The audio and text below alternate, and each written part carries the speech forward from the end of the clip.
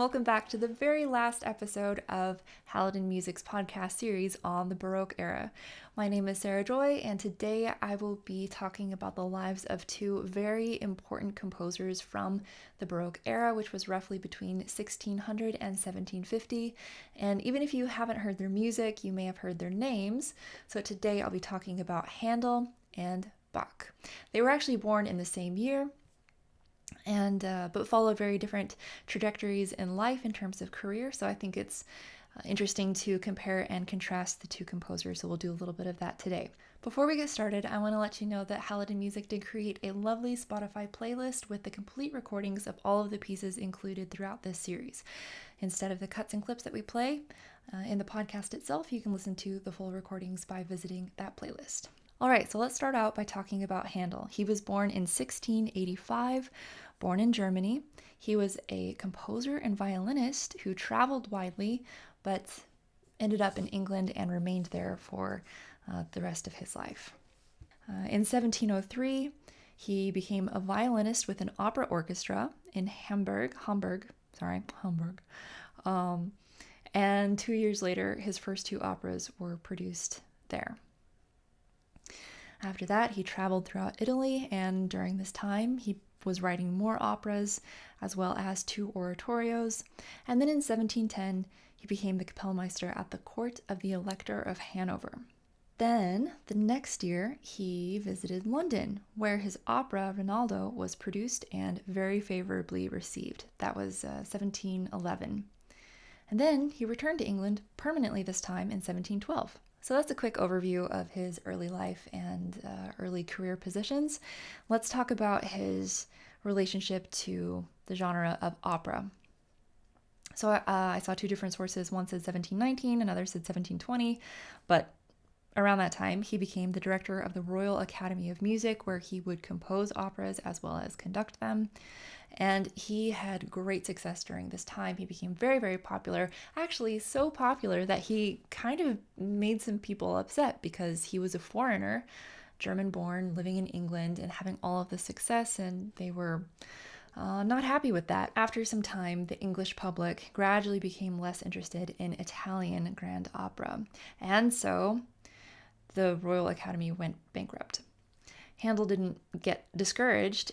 He obviously loved writing in this genre, and so he started some other opera companies, but unfortunately each of those failed with some not great financial ramifications. So this is when he began to turn his attention to the genre of oratorios. This is around 1741. These were specifically written for theater, not the church. Handel, I believe, preferred the freedom of the theater, which I can understand during that time.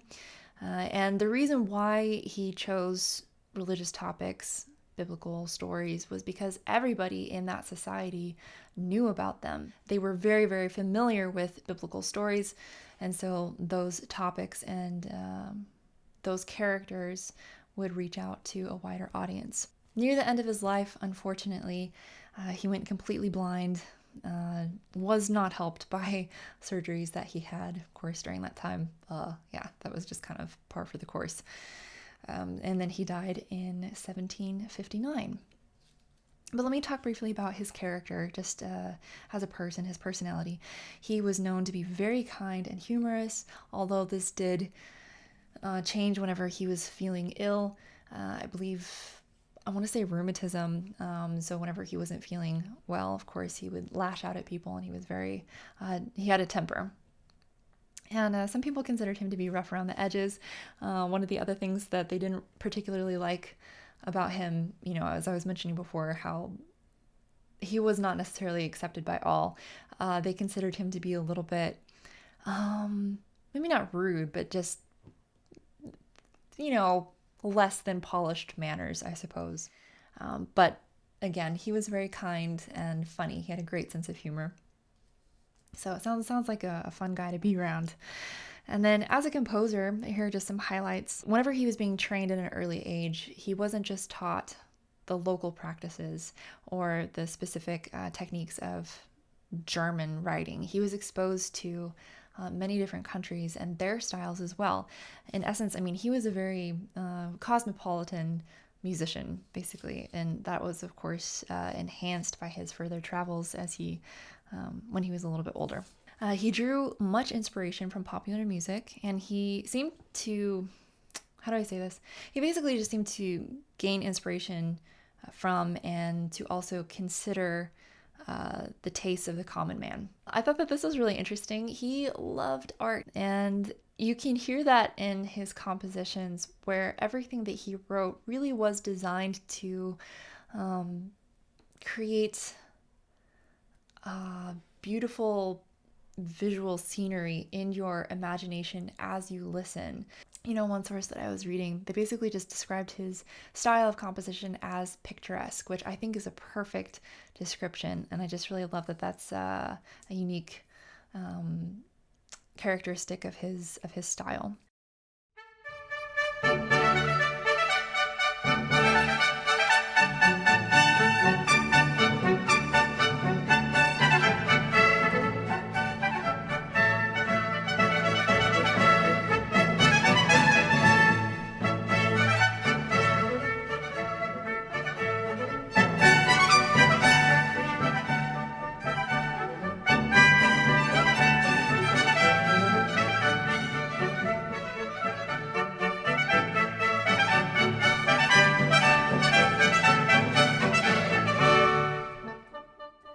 All right, now let's talk about J.S. Bach, one of the greatest composers in the history of Western music.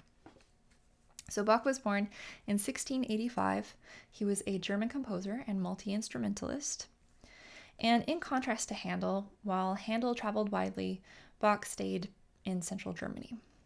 And although he and Handel were contemporaries, born the same year, they never actually met. I believe they tried, but it never happened. Bach was born into a family of musicians, so uncles, cousins, his dad, his brothers, they were all successful professional musicians.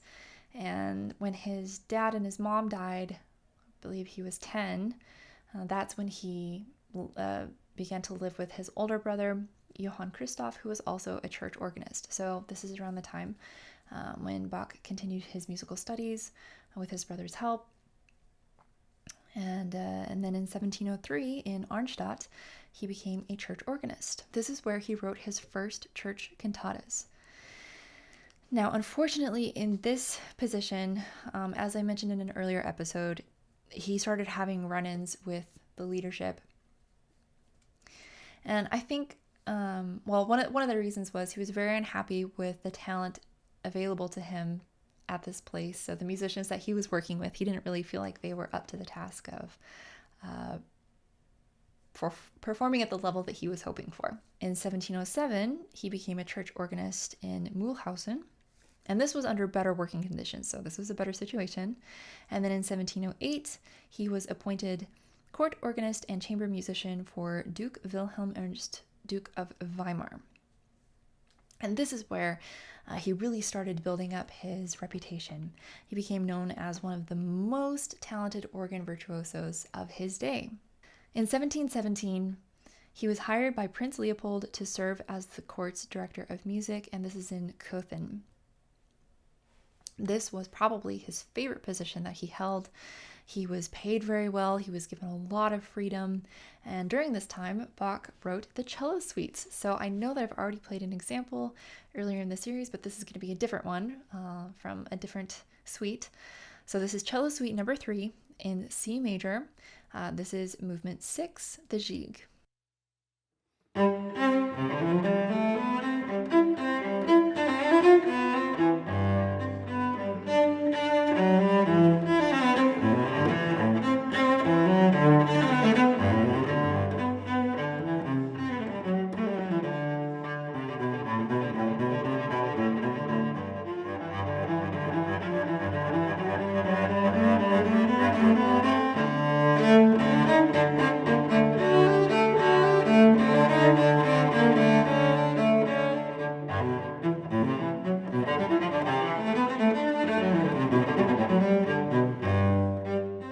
Also, while he was working here, he composed these are so famous.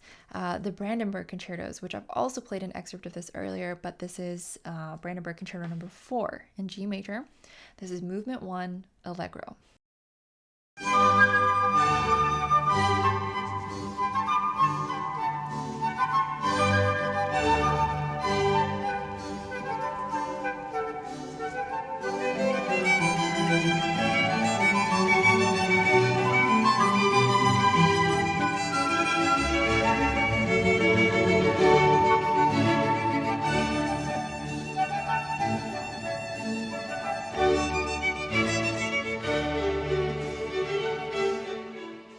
After leaving Cöthen, he was appointed cantor of St. Thomas's School in Leipzig, and this was in 1723, and this is where he remained until his death in 1750.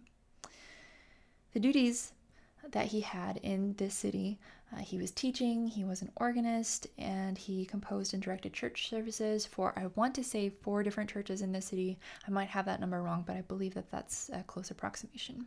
As in earlier positions, he had run-ins with the leadership, and from one source that I was reading, a lot of this had to do with the fact that if he perceived that they were encroaching in any way on his freedom, he would perhaps overreact. He was very easygoing about arrangements in the beginning. Perhaps he made some concessions, and then as time went along, those little concessions started to bother him, and then it really blew up into something that he was very unhappy with. His major choral works were completed in Leipzig, so including the Passion according to St. Matthew, so St. Matthew's Passion. He was very, very prolific throughout this time, and he actually wrote the majority of his cantatas, which this number is mind-blowing. Over 200 cantatas, and listen to this, this is just insane. Scholars have found that Bach produced around 150 cantatas in 3 years while living here in Leipzig. 150 cantatas in 3 years. I cannot imagine being that prolific. Amazing. In his later years, he started focusing on fugal and canonic compositions, and unfortunately during this time he started going blind, and then an eye surgery led to his death in 1750. Unfortunately, and as I stated before, his music fell out of fashion by the end of his life, and so Bach was mostly forgotten after his death, but his music had a resurgence, a revival. So Bach's biography was published in 1802, and then I think the resurgence was mostly due to Mendelssohn, who performed the St. Matthew Passion in 1828. And after that, of course, we now know him today as one of the greatest composers in the history of Western music. So Bach's character and his personality, he just seemed like a wonderful person, very humble. Whenever someone would ask him, about his talent level and his skill, this is a quote that he responded with at one point. He said, "I was obliged to be industrious. Whoever is equally industrious will succeed equally well." He would always give friendly commentary on other composers' works. I think that the only exception to that would be if a student was asking for constructive criticism, some helpful feedback, but on the whole he was very positive. Perhaps not with musicians that he would work with. Arnstadt is a great example of that. I don't know that he was terribly kind to people who he saw as being, he was pretty brutally honest if they weren't performing very well. He loved a simple and quiet existence so that he could really focus on his craft and his art. So as a composer, he was, of course, known as the master of counterpoint and taking themes of music and developing them and playing with them. And again, as I talked about in episode 2, the interplay between all of those voices, just creating these rich conversations and textures within music. Highly prolific, again, as I was saying. He wrote chamber music, orchestral music, organ music, harpsichord music, motets, so many more works. And then this is, particularly what I find meaningful. His cantatas were him, in essence, presenting a sermon through music. So I just want to end with a few quotes from him. just because this really shows his core motivation, and I believe it was his spirituality, his relationship with God. So this first quote I've said before, but let me share it again.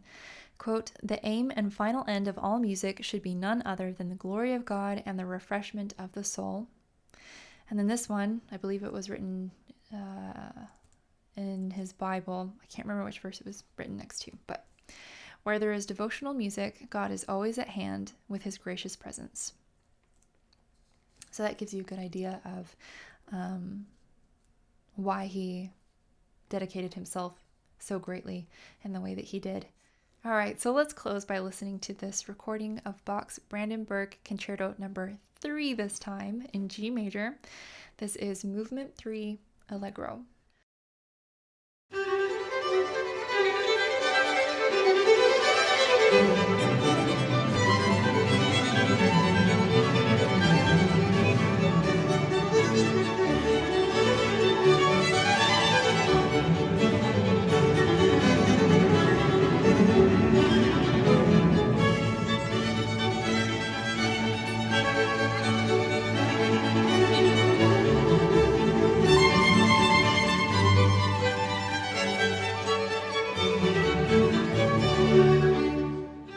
All right, that concludes this podcast series on the Baroque era. I hope that you enjoyed this as much as I did. Thank you so much for listening.